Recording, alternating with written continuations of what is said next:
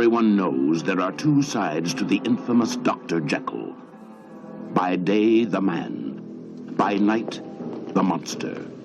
Put a woman in your life, a good woman, and one day you'll wake up and you'll see a changed man.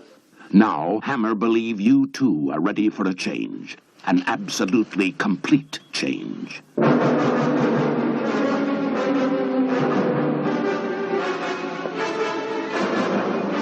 This is the testament of Dr. Henry Jekyll.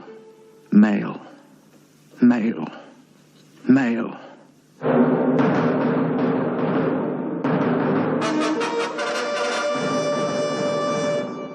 It's Hyde, isn't it? How is your brother? He hasn't been himself of late. This is the new Dr. Jekyll, the most evil woman you'll ever see. This is the sensuous Sister Hyde, the most evil man you'll ever meet. Stay away from her. She means you great harm. Why? I just feel it, that's all. Hello, welcome back to They Came From Within, Cult Movie Reviews. Hyde in Plain Sight. Dr. Jekyll and Sister Hyde, 1971. Ever since it was first published in 1886, Robert Louis Stevenson's Strange Case of Dr. Jekyll and Mr. Hyde has fascinated the reading public, mainly for its incisive exploration of the dark recesses of our minds. It's the sort of tale movie makers love to grapple with. Dr. Jekyll and Sister Hyde was, in fact, Hammer's third variation on this potent theme.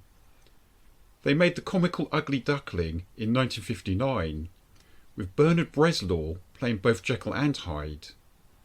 They then took a more serious approach in 1960 with The Two Faces of Dr. Jekyll, which starred Paul Massey and featured Christopher Lee among its cast.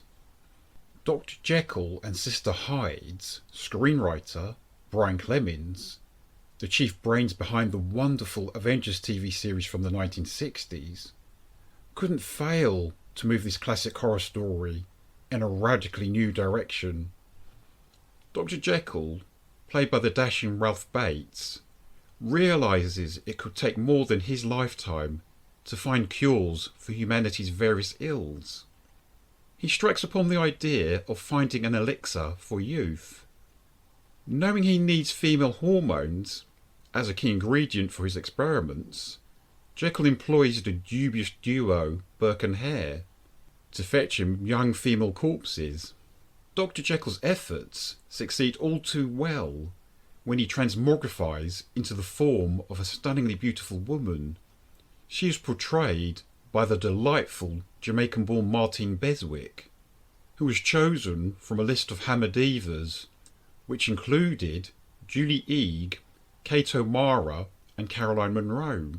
After each transformation, this potent creature, christened Edwina Hyde, becomes the ever more dominant personality and increasingly bloodthirsty. Let's just say, after Burke and Hare become indisposed, Jekyll is compelled to kill for Edwina. That is, before she takes the reins and starts murdering people herself. This might all sound terribly gruesome to anyone who's yet to see the movie. Now, it isn't overly graphic by today's standards, but it does have a few genuine scares. Rounding up the cast, we have Gerald Sim, who portrays Henry Jekyll's suspicious colleague, Professor Robertson. And then there's the Spencer family, who lodge in rooms above our tormented scientist. Susan Spencer, played by Susan Broderick, is drawn to the handsome Jekyll, and, equally unavoidably, her brother Howard, portrayed by Louis Fiander, lusts after Edwina Hyde, which of course leads to all sorts of complications. Dorothy Allison also appears in the movie as Susan and Howard's genteel mother, Mrs. Spencer. Oddly enough, despite sporting convincing posh English accents, Both Miss Allison and Fianda hailed from Australia. The film was directed with typical professionalism and ingenuity by Roy Ward Baker. This was his 6th out of 7 directorial collaborations with Hammer. Filming took place at Elstree Studios, Hertfordshire, between the 22nd of February and the 30th of March 1971. Despite the movie's modest budget, the creative lighting and camera angles utilised by the cinematographer Norman Warwick works wonders. And the fluctuations in Jekyll's / Hyde's existence is amplified by the music of David Whittaker. 1 minute his score is dramatic, the next it's deeply romantic. Sometimes it's both at once.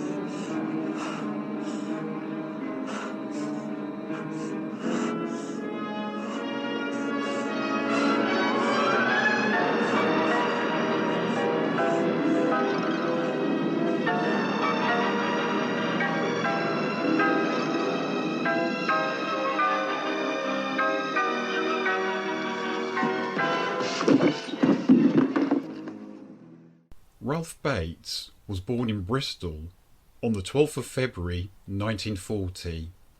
He studied at both Trinity College in Dublin and at Yale Drama School. His acting career actually commenced on the Dublin stage. Hammer provided his big break on the silver screen with the small but significant role of an aristocratic brat in Taste of Blood of Dracula in 1970. Ralph appeared in 5 Hammer productions in total, of which Dr. Jekyll and Sister Hyde was his penultimate.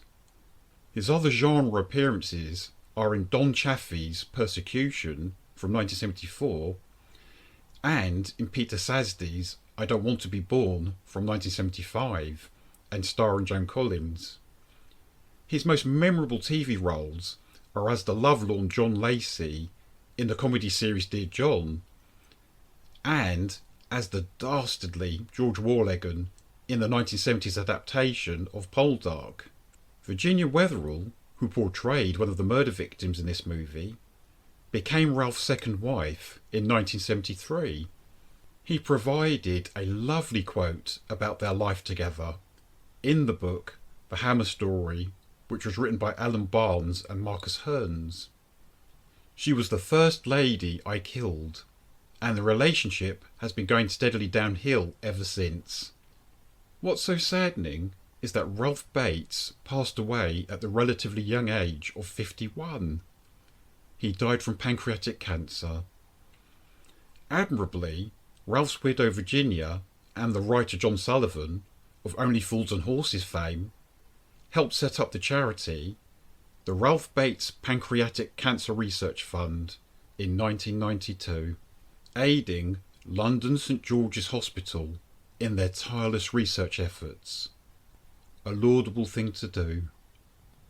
Considering its groundbreaking approach, it's a shame that Brian Clemens' script doesn't explore more deeply the sexual differences as well as the similarities between men and women.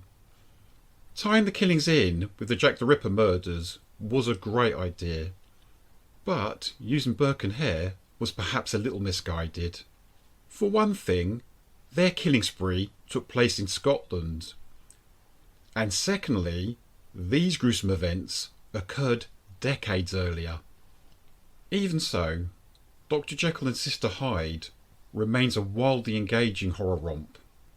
In his review, for the Time Out Film Guide, Jeff Andrew wrote, "Admirably successful attempt to ring new changes on an old theme, with the good doctor turning himself into a beautiful femme fatale. The transgression, thus, being sexual as well as moral." And he added that Clemens' script is both witty and imaginative. The film was released in the UK on the 17th of October 1971. From the 7th of November, it was shown on a double bill with Hammer's Blood from the Mummy's Tomb, and it was distributed by MGM EMI. Its US release was in April 1972, where a slightly cut version was distributed by American International Pictures. Brian Clemens and his Avengers chum, Albert Fennell, served as producers, along with Hammer. I'm Stephen Archibald. Look after your good self, and thank you for listening to They Came From Within, Cult Movie Reviews. Dr. Jekyll, Sister Hyde. Man or woman? Or both? In this film, you will actually see the sinister Dr. Jekyll change in mind and body into the totally evil Sister Hyde. It is I who exist, Dr. Jekyll, not you. It is I who will be rid of you. Rid of you! Rid of you! Hammer invites you to share the agony of a man whose body is possessed by a strange passion to murder and beyond. They must be female. No more than 20 years old. There will be a different kind of victim tonight. And then the tug-of-war will be ended between us.